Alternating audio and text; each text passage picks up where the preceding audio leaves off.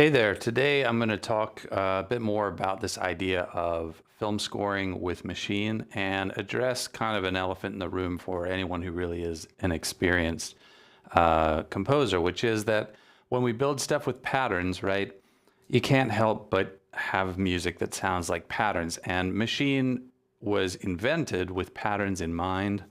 And even the basic ideas that we've discussed in the last few live streams about scenes and triggering scenes within your DAW.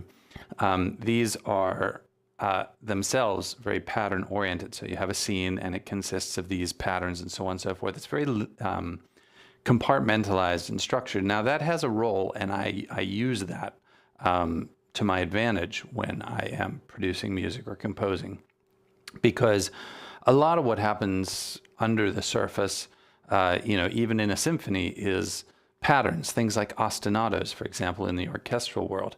In pop music or rock, there's the bass line for the chorus and the bass line for the verse and the bass line for the bridge. There are essentially loops and patterns that are not just often there, but actually integral to great sounding music. As human beings, we respond well to music that has patterns. So the patterns are not something we want to just replace and do away with. And I often find that when I'm composing just in Cubase, for example, I still use elements like the arranger track, for example, to create essentially pattern structure. And I'll say, oh, I got my verse, I got a chorus, I got a verse, I got a chorus, I got a bridge, so on and so forth. And I'll build with these sort of parts. When I'm scoring, when I was doing a project for the San Diego 48-hour film project back in June, I was scoring a short film, and I used loops and patterns in there, even though I was just doing it all to video in Cubase. I was still using loops and patterns. So they're totally useful. But when you have, say, sweeping orchestral lines or horn support or a stab, or in electronic music, maybe transitions, risers, downlifters, things like that, you don't always want these things to occur within a measure. Maybe you only want it to happen in the last bar of an 8-bar section, right? Like a drum fill, for example, would in a rock or pop environment be a perfect example, where you don't want to create, it's sort of cumbersome to create a whole pattern that's 8 bars long. The first 7 bars are empty, and the last bar is your drum fill. So in comes this feature in Maschine, which I'm discussing today, clips. Clips help you add realism. They help you add variation. They help you structure your music, and you can do them from the MK3, which I've got right here. Boom.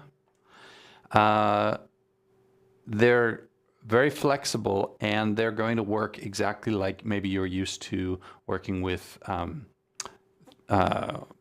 things in a DAW, where you've got like a linear chunk of audio or MIDI, and you can move it around. So I'm going to show you just basically how this works.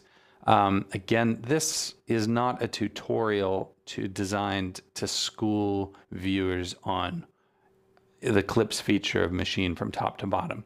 This is designed to help people who are either writing production music or trying to do film scoring, and they're interested in how they could use Maschine to do professional work. In my view, using clips is necessary because it allows me to do non-pattern based stuff, which sounds more realistic and gives me more creative potential. So I'm going to switch first of all to my MK3 and just run through a quick demo here. So on my MK3 here, I've got this very basic synth setup, and maybe I'll just adjust my camera a little bit. Hopefully you can see that pretty well. And I'm going to be using my arranger view here. If I go into arranger view and I hit shift, I'm going to see up at the top ideas or song. Now, ideas is the more traditional view where you create patterns and scenes, and we've talked about this. But in song view, I get something that's actually more linear, and you can see this also in the software. Let me take myself off the screen there. When I'm in song view, let me go in there, or sorry, when I'm in ideas view, I get this thing. I've got scenes I can add, and I can adjust which patterns are used in which groups in which scenes. But in song view, I get something that's a lot more like a linear DAW, where you're recording from the left to the right. And you can actually record music in this format. So what I'm going to do is, once you're in, you have to be in song view, sorry. You have to be in song view for this to work. And when you're in song view and you go to patterns, you get pattern and clip. You can always switch between patterns, like I want to be making patterns or I want to be making clips. Clips are the thing that you're going to be working with when you're working with this realism. You're doing stuff that's non-linear, or sorry, non-linear is not the right word, non-pattern oriented. So as soon as you want to break out of a pattern, then you want to use clips. So here I am with clips selected. And what I'm going to do is I'm going to hit record and play, and I'm going to use my keyboard. I'm just going to record something, a very basic little musical ditty. I'm not trying to demonstrate musical prowess here. I'm trying to demonstrate a function. So I've got this on here. I've got my clip, and I'm going to keyboard.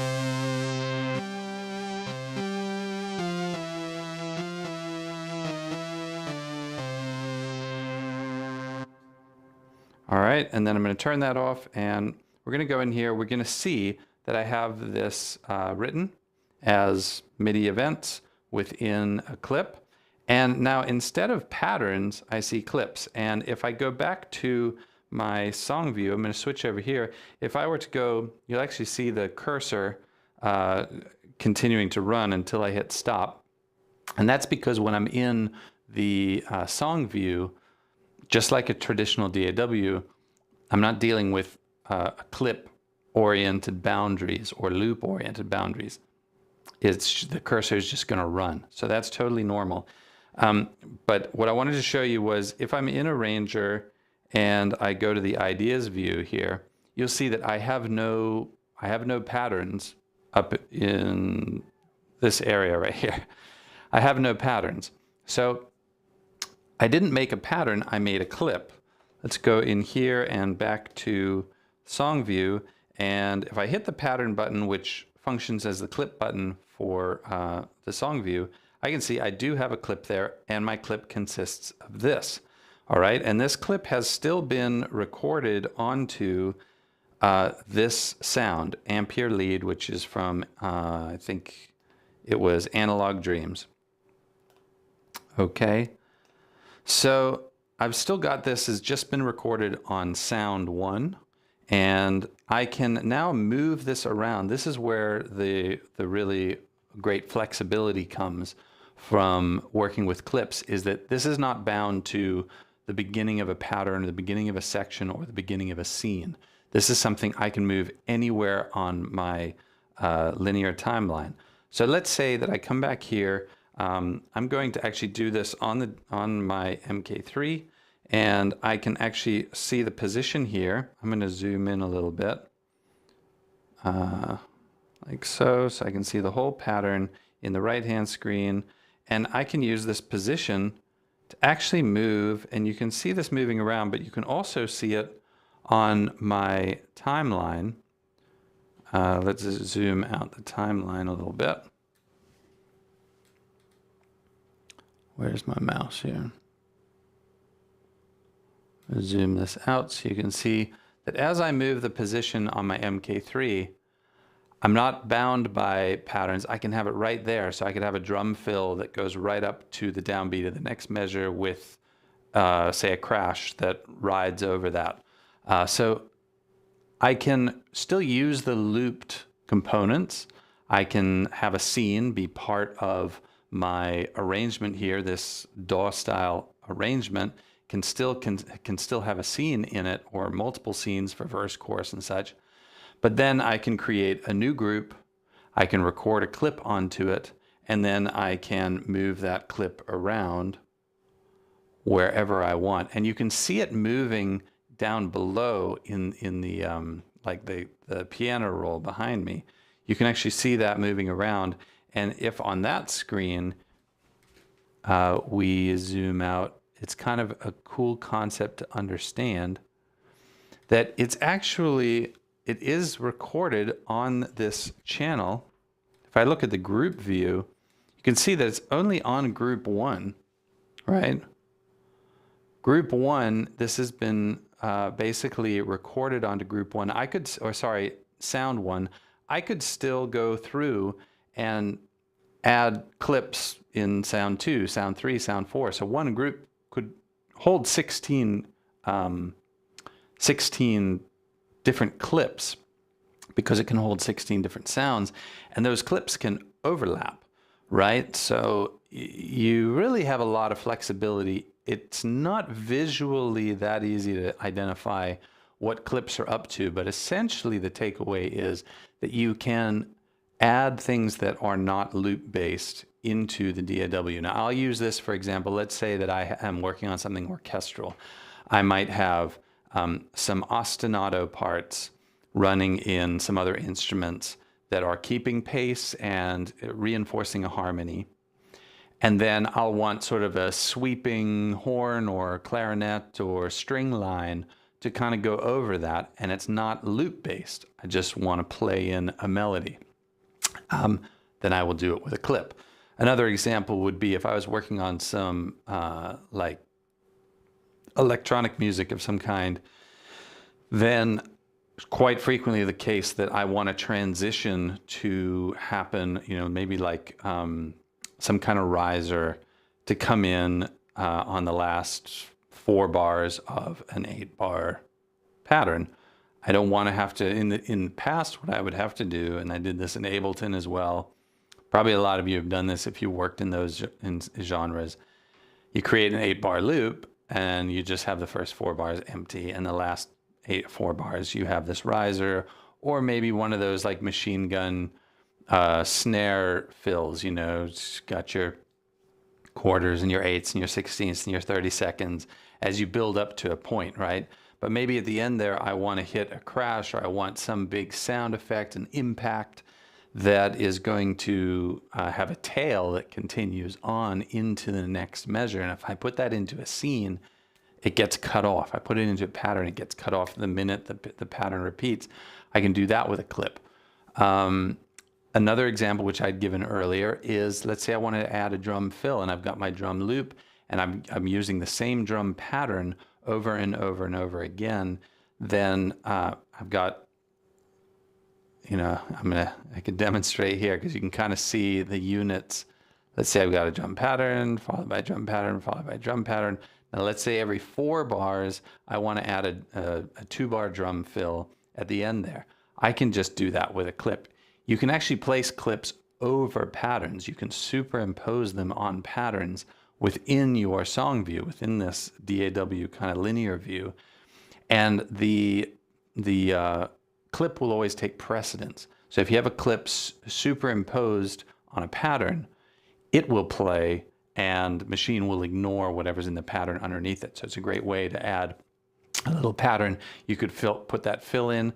Another cool thing to know about clips, and this is the last thing I'll mention, is that with clips, you can duplicate them and make a change to one copy and it doesn't change the other copies. In Maschine with patterns, when you change a pattern, it changes that pattern everywhere it's used. With a clip, you can actually duplicate the clip, make changes to it, and it will not change it in the other places where instances of that clip exist.